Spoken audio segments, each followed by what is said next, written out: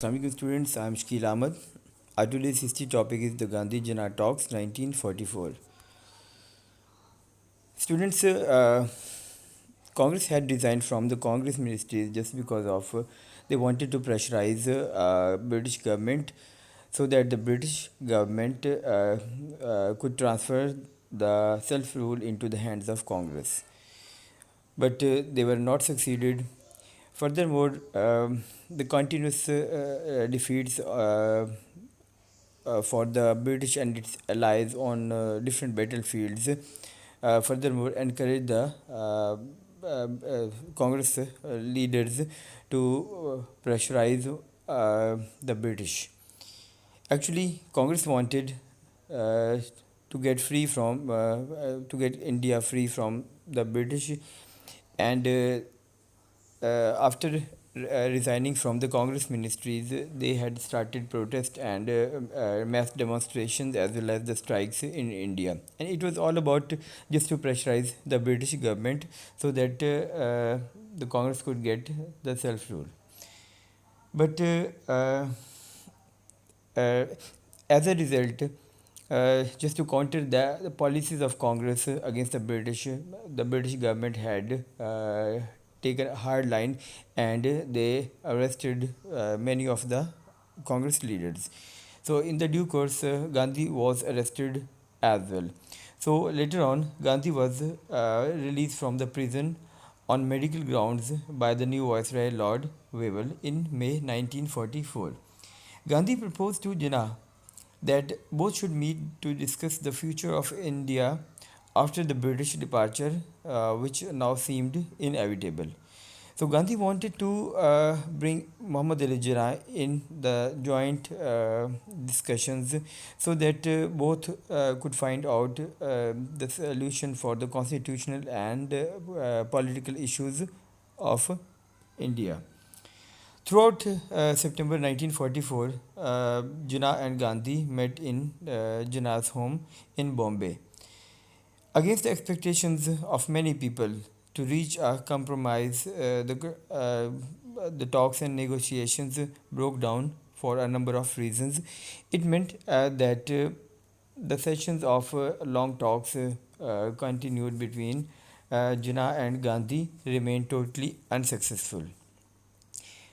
We will see for the reasons for the failure. So, first of all, Gandhi wanted the Muslim League to give immediate support to Congress in the struggle to remove the British. Only after the British left could partition be considered. Initially, in the talks, Gandhi raised the point that both the political parties and the leaders from both the political parties they should join together to get the self rule into the hands of Congress, and the after the departure of British, they would decide that in which parts of India the Congress would form the government, and same case with the Muslim majority areas to be given to the Muslim community. Jinnah knew, while using his deep political insight, that he had to secure the partition before the British left. Why should the Congress agree to it once the British were gone? The track record of Congress was very clear to Mr. Jinnah, and it was uh, a dream but would come never true for the Muslims to get a separate homeland or to get the government in any part of India in the absence of British. Already Muslim community and Jinnah had faced and observed the tyrannical rule of Congress ministries. So it was there was no possibility that in the absence of British, the Congress would give any right to the Muslim community. Gandhi also wanted the central government to have control over key areas, in the important areas such as defense and foreign policy. So Jinnah argued on the same issue because in the central government, obviously Congress would be in majority and Muslim community would be in minority. So the central government would be dominated by Congress leaders. Furthermore, Jinnah wanted these matters to be in the hands of the provinces because in the Muslim majority provinces, the Muslim government would be formed, and the in the province at provincial level, Muslim rights would be safeguarded, could be safeguarded, and if all the authority would be resting into the hands of central government, and the the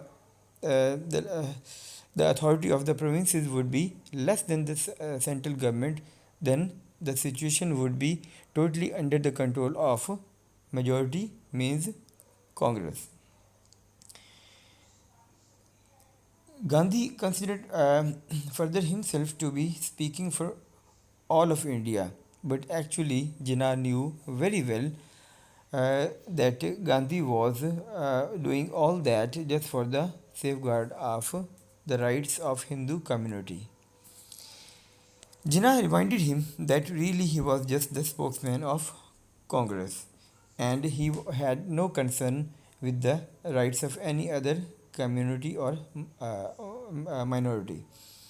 Gandhi gave the impression that he didn't support the two nation theory, whereas this had now become official League policy.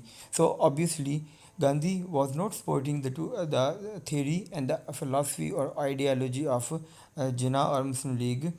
So it was quite impossible to support the ideology of Congress by Jinnah.